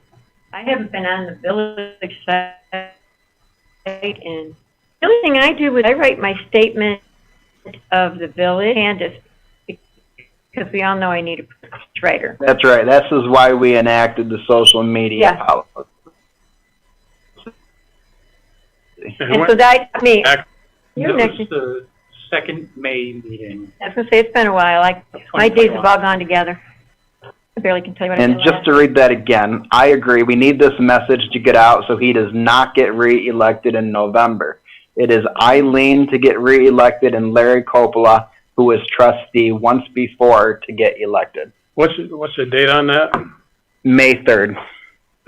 That would have been before we passed. At 8:30 p.m. That was before we passed the social media rule. That's Wow. right. And I was receiving a lot of complaints from residents about other things that the village was saying. So you were an administrator on May 2. Was I? Well, I haven't been on there in so long. I didn't know. You were. I don't. You were an administrator. I haven't been that mad at you in a long time, so Ted. So I don't remember doing that. And if I do, I would tell you right to your face. Not if you're trying to promote this to other people. If you told it to my, I face, I'm the only one that hears it. I know. I did not. So this is pretty serious. It is because I did not put it on the village site. You sent it to someone privately. I never put anything on the village site. Never. Was someone speaking to her? Yes, there was. It was a conversation. Who was it that was talking to her? I won't say the. If that was private messaged, then I don't see how everybody's going to complain about it if they haven't seen it. Well, the best thing for me is for you to be against me winning. Okay. All right. Do you have anything The point, you'd like to add, Nick? yeah, I do. The point is the village of Endicott should not have any influence over any election. No. We have to remain neutral. Mm-hmm. This is not appropriate. It's unacceptable. It probably goes against the state constitution. I mean, probably a violation of the oath of office. I mean, this is wrong on so many levels. And this is just one snippet. I probably have 10 more that are, I'm not going to say as bad as this, that are equally, maybe. I mean, this is terrible. Endicott. I believe that before we passed that, it wasn't a law, it was a resolution. It was a policy governing the use of our social media and websites, yeah.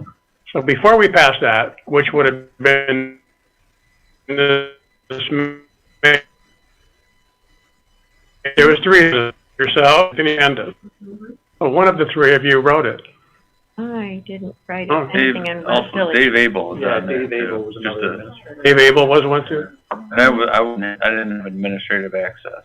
I still, Was Dave Abel? I don't have Facebook access Right. within this, or. That would have been Dave Abel, And Candace, basically, or. that's what I did, the website, yeah. Well, and we've completely shut down the messenger Right now, altogether. yeah. Yeah, That that's, was part of the policy, That's right. to no longer have a messenger system. yeah, because you know what they Right. were doing? They were linking the village messenger with my private messenger. And that's why I had to, that's And why that we had could to be get what rid of it. happened. I And mean, that's why we had to get rid of it, because, and then I finally just got rid of all Facebook altogether, except for my private one where I talk. And I don't think anybody here cares. I do. It's like Tom told me to about, well, whenever he told me to do it. I got rid of it, because he's right. It's just too much and too Bottom negative. line is, the only three people that could have written this would be yourself, Dave Abel, and Candace. Unless, like Nick and I said, unless it was my private one. And then I might They have said do something on my link. private one, I might have. But I would not ever say it on the village website. Even if it's linked, it's still going out on the village The thing website. is, it's not supposed to be linked. I don't know how it got linked with my private. That's why I gave up my private to start with. I had two privates, but my one private because I just couldn't deal with that. I don't know how in the world it got linked. And also, some people were being blocked. Some people I didn't even know. Actually, it was before I was even mayor, and we have no idea how they got blocked. Candace kept trying to unblock them. So it's been a few nicks. You would put out these kind of messages. I would propose a resolution to allow you to do that on the village website. Yeah, but I don't want to. I don't want to do it. It helps me. Oh, okay. No, but I just as soon not get involved with anything other. You don't want to help me? In the village. I don't want. You're against me or you're for me? I don't know. It depends on if you're nice to me. You don't know? It depends on which day of the week it is, Ted. If you're nice to me. You don't know after 1.5 years of fighting you on the incinerator? You don't know? You know what? Before that year and a half, do you remember what happened the year and a half before that? What happened a year and a half before the Sunday? Tell me. I don't know what you're talking about. You and I ran together. We went out to all the events together. That's the Ted I liked. That's the Ted I wish I had back. Oh. I like that, Ted. I'd like to have that Linda back, too. You know, if we could be back to that, that would be fun. Because we had a heck of a good time. And we went to all the events together. You know when it changed? It changed in a 1 hour period of a meeting that you had where you were against the incinerator, and in the same meeting you changed your mind and you were for it. Since that's gone, though, why do we still have problems? That's been gone for over a year.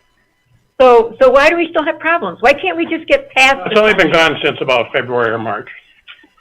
I have an email where they left in July. Why didn't you tell us? I wasn't allowed to. It wasn't my company. They told me to shut up, but they were leaving. So I shut up. Did Eileen know? No, I don't believe she knew. I didn't talk to her about Sun Jail.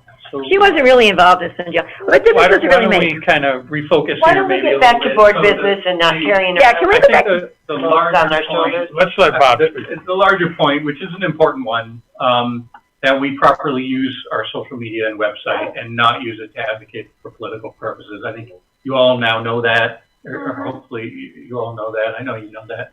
We've got a policy in place that prohibits it. We've got the administrators reduced down to certain key individuals, and there's checks and balances built in. So certainly, you know, that kind of thing can't happen. It's a pretty significant problem. And there's some very angry candidates out there. Very what? Angry candidates. Who? I don't know. I haven't even seen it yet, so I got to see it. I haven't read it. So much I don't see anything anymore. I got smart. So my second comment is I would just like to thank the people on Zoom. When this incinerator thing started, we had 280 people on Zoom, and of course, after they were defeated, it's dwindled down. But it's great to see this many people and that many, especially back then, that many people that are interested in the village to come to these meetings, because this is, even tonight, this is way more than there's ever been for probably the last 15 years. So I'd like to say thanks to the people that do come and show an interest in the village.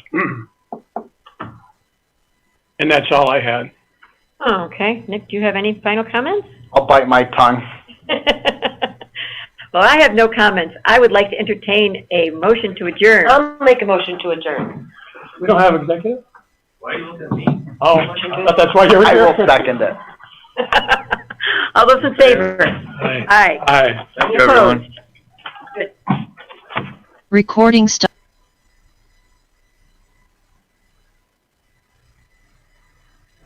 Okay, that's it, friends. Let's see. Let me get back to. Yep, that's the big show for the night. Another very interesting meeting. A lot of petty bickering back and forth. I'm quite concerned about all of this industrial activity that's coming, and you know, God bless the people on the board. You know, I just don't see any of them really looking into the background of any of these companies. It's just like any company. What is it? It's a gas station from Utica. Yeah, bring them on. And they create a website to try to, you know, try to encourage them to come. So it could be anything, Zyklon B manufacturing, whatever. We'll take it. It's jobs, brings jobs. So, they're welcoming Phoenix investors, which are like these. They seem like, from what I've been able to gather, there's some super shrewd lawyer investors, real estate investors. They're really smart, but they use it for the purposes of evil. They use their intelligence to basically profit themselves and, basically just rape and destroy a little village like Endicott. That's what their plans are. These guys are not like running a charity here. They're not going to be investing money in Endicott. They're going to suck as much out of here as they possibly can. And if that means restarting that chemical treatment plant, that's a very likely thing that they might do. And God knows what else. What other kind of incinerators or polluting, whatever, they're going to try to ram it through. And these guys, these slick mofos from, where the hell are they from? From St. Louis or something? Let me see where they're from. Where is Phoenix? St. Louis, Chicago. Where the heck are they from? Phoenix investors. They're from Milwaukee. There we go. So we got these city slickers from Milwaukee that they're super shrewd. They know what they're doing. They know how to exploit the law, and they're coming here and they're going to try to basically extract whatever, and if we get contaminated in the process, well, that's just tough.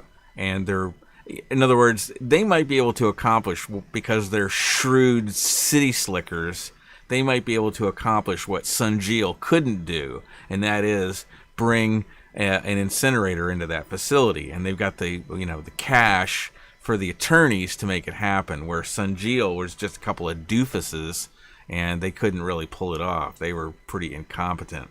So, but anyway, I guess that's about it.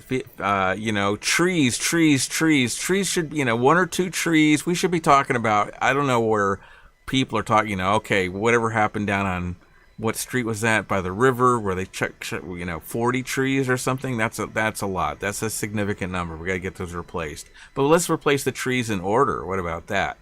The avenue has been devoid of 80 trees for like 5 years, something like that. A long time. So let's get the trees replaced, and let's talk less about cameras and cops, and let's try to beautify Endicott. And maybe that's going to attract some decent businesses here. Maybe we can cultivate some local businesses here instead of this, courting these big polluting industrial whatever with the Endicott special. By the way, nobody mentioned this, but the press release for this Ubiquity Solar looks exactly like the press release for Sunjeel. It's the same exact, president says, oh, we love it, it's great. Okay, Empire State Development, oh, we love it, it's going to bring jobs. Great, okay.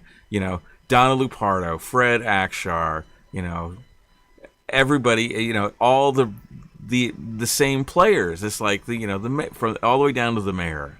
So they have this boilerplate press release.